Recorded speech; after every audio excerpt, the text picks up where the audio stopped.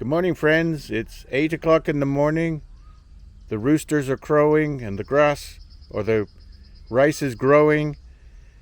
Have you been shopping? Yep. Where did we go? Muji. Muji. We've never really been to Muji before, but they had some good stuff and we couldn't resist this stove. Let's take a look what you got.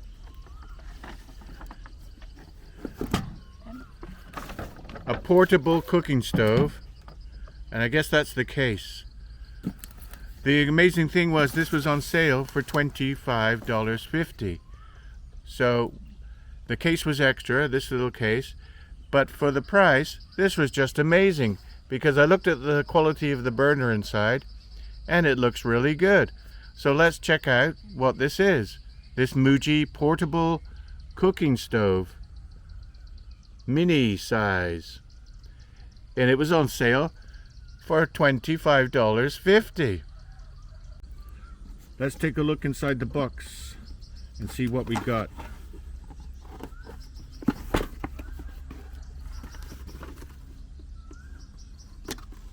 And the box, it says portable cooking stove model MJ-JRTH Mini Muji.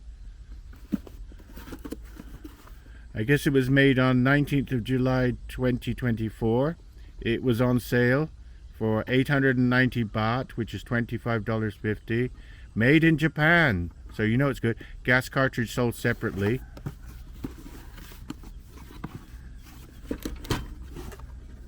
So we've got some instructions in Thai, because I guess this one's made for the Thai market.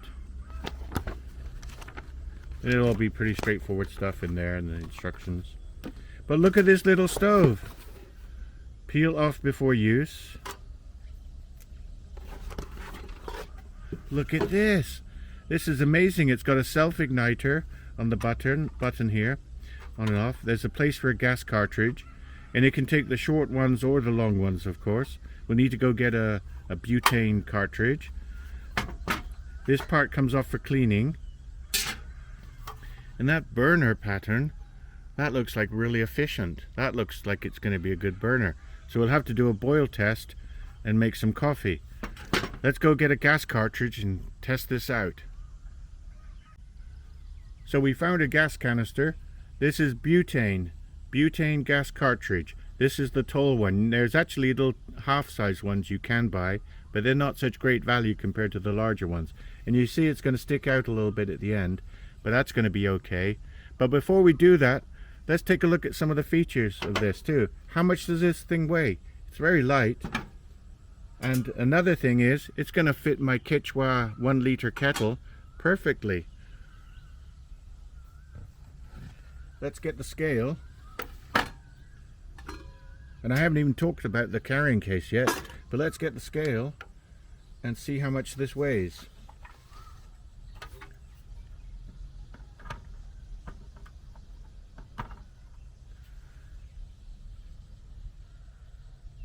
That's about 1 kilo, just over 1 kilo, 1,002 grams, 1 kilogram. So it's not lightweight, it's not for backpacking, but it's only 1,002 grams. So it's good for van life, picnics, car camping, that sort of thing.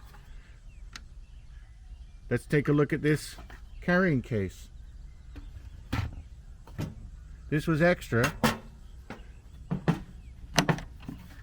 but you have to have it because it's designed specifically for that mini stove.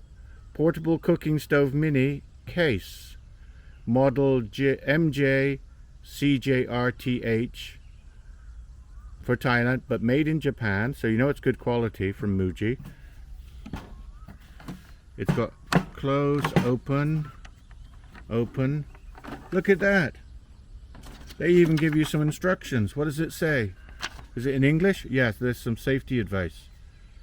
I guess the main thing is don't cook inside the plastic stove. Yes. Do not light and use portable cooking stove inside the case or near the case because it may cause the case to melt by the heat. Okay, that's pretty obvious. So you can carry the stove in here, but you don't use it inside the case. Duh. Well, let's see how the stove fits in here. It looks like it's designed specifically for this. So it's designed specifically for this. Do we have to take that off? No. It looks like it's good. Yeah, there we go. You don't have to take anything apart, and then you've got a carrying case for your mini stove. I wonder how much it weighs including the case. We might as well weigh it and see.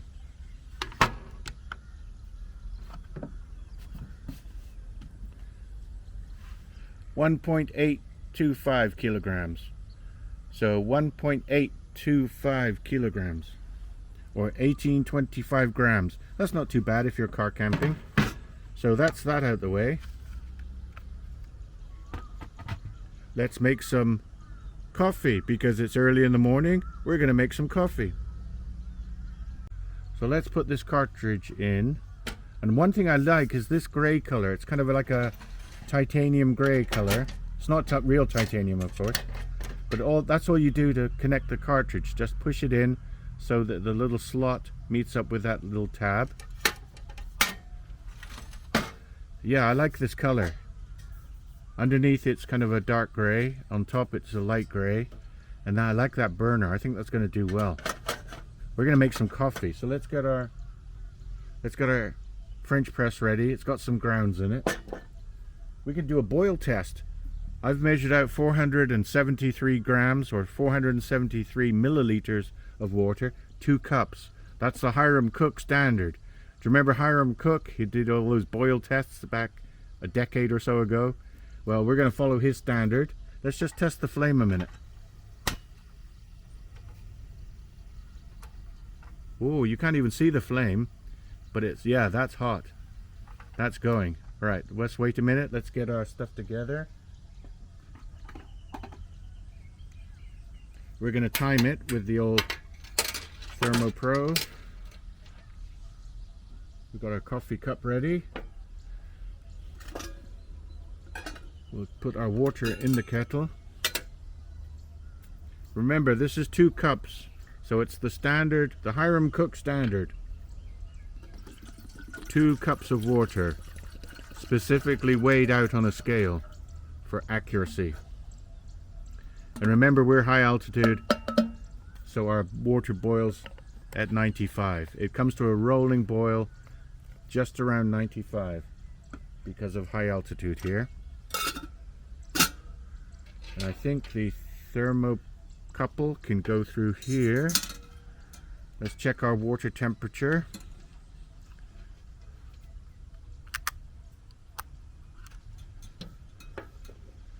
Yeah, we're hot day today. It's going to be a hotter day than yesterday. It's going to be about 36 in the maximum, but we're early in the morning. The water's at 29 when we start. So looks like we're ready to go. Start the timer. And we're using the French press again today. So we'll get this ready. I've been doing a lot of French press lately because if you follow James Hoffman's method, it comes out really well. Now, I'm not going to follow that method specifically today. We're in a hurry. So we'll press it down after about 4 minutes, and we're not going to worry too much. But I've already put my ground coffee in there. Remember, it's got to be slightly coarser grind than your AeroPress and your drip coffee. So this is a French press, cafetière as they call it in England. So the water's already up to 40 in 45 seconds.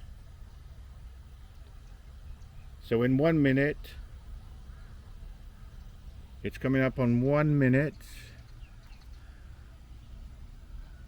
We're up to 46 Celsius. Let's make sure this probe is all the way in. There we go.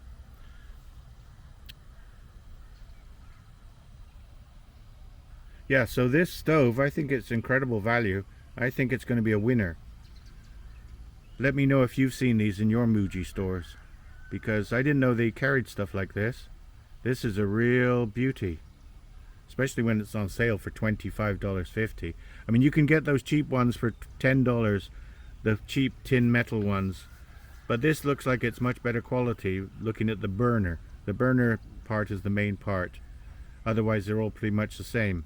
But yeah, this is nice quality. Anything made in Japan is going to have really good quality control. So we're almost at 2 minutes. 1 minute 55, and we're 55 degrees Celsius, 56, 57. This is going up really, really quickly. So it looks like this is a very efficient burner. And of course, for cooking other things like stews and soups, you've got a simmer. It's got a regulator here, so you can put it on simmer. This must be maximum in Japanese, and this must be off. But in between, you can simmer the soup, stew, whatever you're cooking. 2 minutes, 28 seconds, 2 minutes 30, already at 71 degrees. Now, if you remember the boil test with things like the Swedish mess kit or the PFM 40 from Dave Canterbury, his boil time was about 5 minutes 40 for the Dave Canterbury PFM 40. 5 minutes 40 to boil 2 cups. And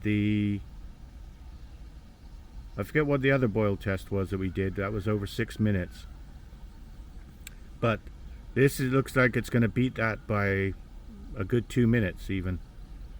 We're already 90 degrees. It's going to boil any second. 3 minutes 14, 3 minutes 15, 3 minutes 16, 3 minutes 20. It's going to boil, yes. 3 minutes 29 seconds. 3 minutes 30. Let's call it 3 minutes 30. Rolling boil at 3 minutes 30. Look at that. That's 2 minutes quicker than using a Swedish mess kit. But those alcohol burners, they are going to be slower. Gas is always going to be faster. So we can turn this off.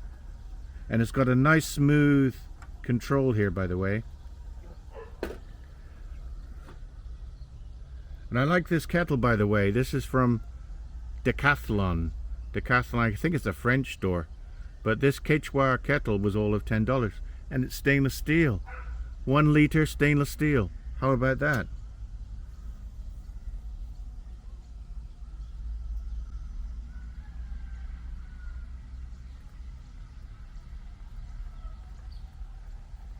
Now I didn't bring my chopstick out.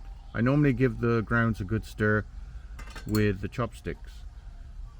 But we're going to leave it for 4 minutes and then enjoy our coffee.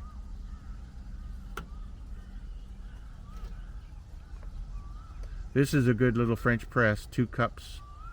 If you dilute the coffee down a bit at the end, make it strong and then dilute it, you can actually have 2 cups out of it. So we'll come back in a few minutes and we'll have our coffee ready. So 4 minutes are up. Time to press down the coffee very slowly.